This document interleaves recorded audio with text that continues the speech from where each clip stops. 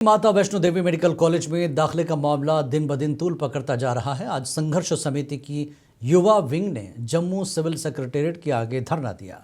एहतजाज के चलते हिफाजती दस्तों को भारी तादाद में तैनात किया गया था। ये धरना सेक्रेटेरिएट के सामने काफ़ी वक्त तक चला और फिर अमन तौर पर अख्ताम पजीर हुआ।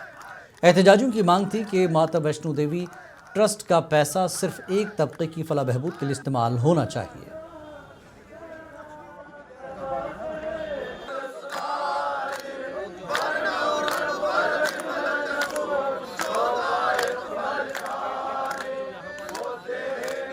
आज का हमारा प्रदर्शन जो है साफ तौर पर उमर अब्दुल्ला और जिनके अधीन गोपी आता है, क्योंकि कुछ लोग यहाँ पर तर्क देते हैं कि ये बच्चे मेरिट से आए हैं, ये बच्चे नीट पास कर आए हैं। तो मैं उनको ये बताना चाहता हूँ कि ये बच्चे तीसरे राउंड में आए हैं।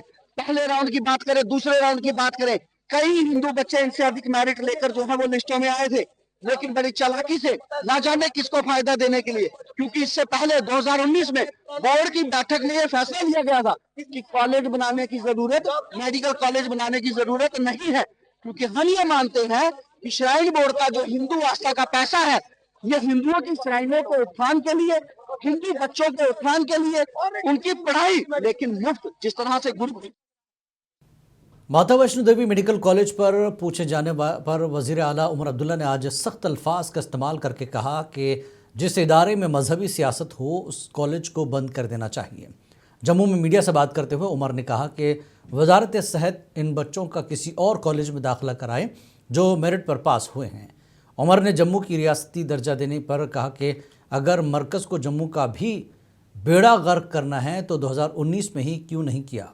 उमर ने बांग्लादेशी खिलाड़ी को IPL से निकालने पर तशवीश का इजहार किया।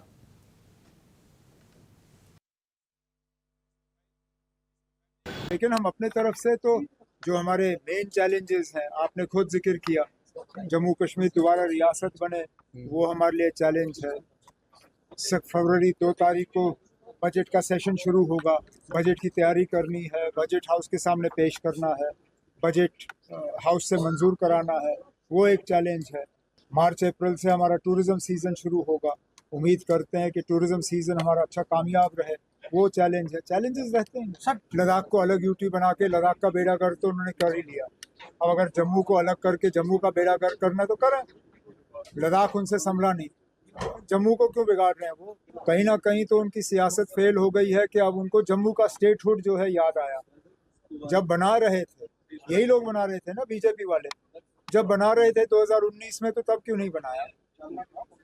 लद्दाख इनसे संभला नहीं, अब जम्मू को ये अलग करना चाहते हैं। किस वज़ीर आला उमर अब्दुल्ला ने आज सिविल सेक्रेटेरिएट में महकमे सियाहत और केबल कार कारपोरेशन के सालाना कैलेंडर्स का इजरा किया। इस मौके पर उन्होंने कश्मीर सियाहत की नई ऑफिशियल वेबसाइट का भी इफ्तिताह किया।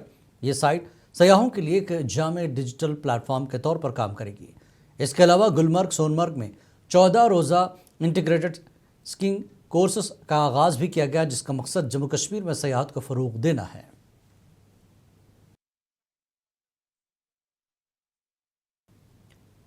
काबीना वज़ीर जावेद राना ने कहा कि वो दिन दूर नहीं जब लद्दाख फिर से जम्मू कश्मीर का हिस्सा बनेगा और पहले जैसा यूनाइटेड जम्मू कश्मीर देखने को मिलेगा। जावेद राना ने आज श्रीनगर में कबायली समाज की एक रोज़ा कॉन्फ्रेंस में शिरकत की। तकरीब के बाद मीडिया से बात करते हुए वज़ीर ने कहा कि अगर जम्मू को अलहदा रियासत का दर्जा दिया गया तो खित्ता पीर पंचाल और खित्ता चनाब में रहते हैं, वो उनका क्या होगा। वाज़ेह है कि बीजेपी के सीनियर लीडर ने जम्मू को अलग रियासत बनाने की बात कही थी।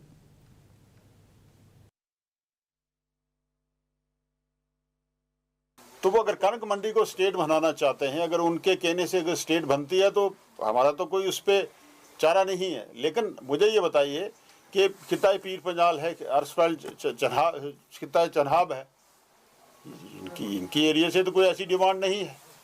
और जम्मू कनक मंडी पे मुश्तमिल अगर कोई स्टेट बने तो इसको कौन रोक सकता है। लेकिन जम्मू कश्मीर जो है, मैं ये समझता हूँ, मेरा ये मानना है, मैंने अनंतनाग में ये एक बात, अगर आपको याद होगा, मैंने एक प्रोग्राम में कहा था कि वो दिन दूर नहीं है कि जब लद्दाख भी दोबारा जम्मू कश्मीर के साथ मिलेगी। और ज़िला किश्तवाड़ के दूरफ्तदा इलाके मरवा में फजर बस्ती में बुनियादी सहूलियात की शदीद कमी एक बार फिर मंजर-ए-आम पर आ गई, जहाँ खातून मरीज़ा को सड़क राब्ता न होने की वजह से कंधों और घाट पर उठाकर कम्युनिटी हेल्थ सेंटर नोपाची पहुंचाया गया।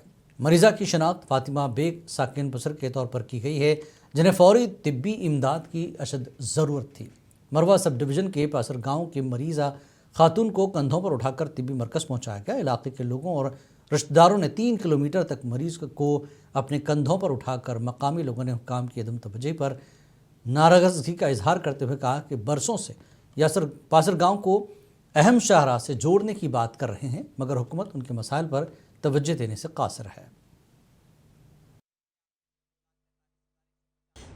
मैं इस वक्त ठीक block medical officer doctor Sajid Hussain से रूबरू हूँ।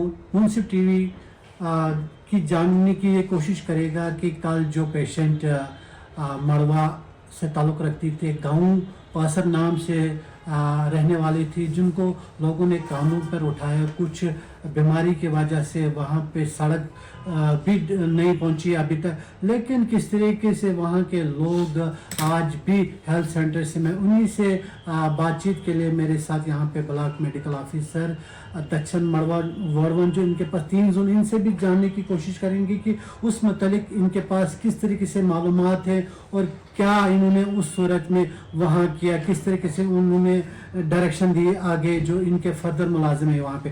डॉक्टर साहब, आप पूरी तफसील बताएं, कल का जो एपिसोड हुआ वहाँ पे, तो किस तरीके से वहाँ पे आपने उस मरीज़ को बचाने की कोशिश की? बिल्कुल जी। कल मेरे पास इंफॉर्मेशन आई थी कि पॉस्चर में कोई पेशेंट हिस्ट्री ऑफ फॉल करके आया है हमारी CHC मड़वा में। वो उनको गिरी है कहीं और उसके बाद उनको, क्योंकि दूर दराज इलाका है, वो रोड से तकरीबन 4-5 किलोमीटर दूर है, तो वहाँ से पेशेंट को जब रोड कनेक्टिविटी है नहीं तो और कोई साधन नहीं है लाने का, उसको शायद पीठ पे या किसी तरह से उसको रोड पे लाया गया है, फिर वहाँ से उसको गाड़ी में शिफ्ट किया गया है हमारी CHC में, जहाँ पे जो ट्रीटिंग डॉक्टर हैं डॉक्टर मुजम्मिल, उनसे मेरी बात हुई तो उन्होंने बोला कि सर ये पेशेंट हिस्ट्री ऑफ फॉल करके आया, उसको चेस्ट में कुछ इंजरी हुई थी, तो लेकिन एक्सरे करने के बाद पता चला कि सब नॉर्मल है।